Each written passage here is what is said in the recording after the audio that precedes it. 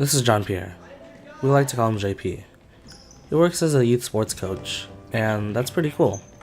Today we're going to be asking him questions on critical thinking. What do you do as a youth sports coach? So basically, we have these youth kids that are ages 5 years old all the way to age 14, and basically I teach them the fundamentals of whatever sport is during that season. Teach them, make sure they have fun, hopefully win as many games as we can, but basically show them what the sport is to those of them that have never played a single sport in their life, and make sure they have fun, since we're a recreation. Do you enjoy your work? If so, what do you enjoy most about it? This job has its ups and downs, and although it's fun coaching these kids and it's a pleasure watching them have fun, I enjoy making sure they learn as much as they can while they're having fun, because since we are a recreation, again, it's all about the kids having fun.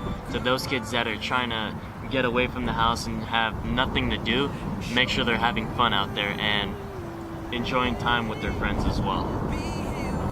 What does critical thinking mean to you?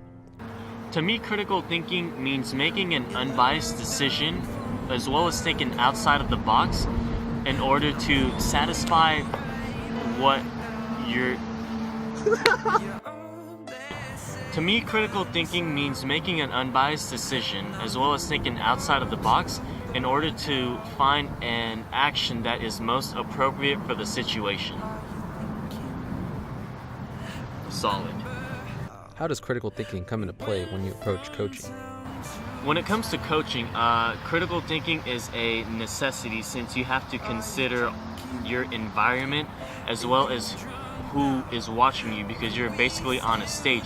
And by thinking critically, you make sure to make the right decisions in order to not only care for the kids, make sure the kids have fun, but you also have to consider their parents who are paying you this much amount of money for you to make sure their kid has fun, as well as making sure their kid is learning the right things to do. In which ways does thinking critically benefit members of your team? Thinking critically means making strategic moves. And when it comes to the team, obviously these 5-year-old, 6, 7, 8-year-old kids want to win.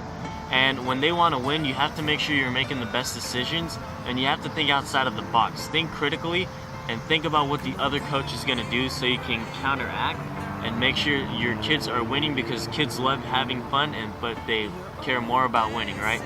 And you just got to make sure you're teaching them the right thing and make sure you're strategizing correctly. How does critical thinking impact society?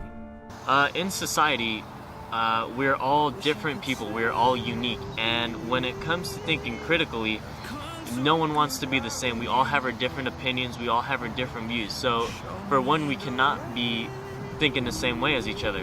And by thinking critically, you make sure to give a broader view. You give your own opinion, and you make sure that you're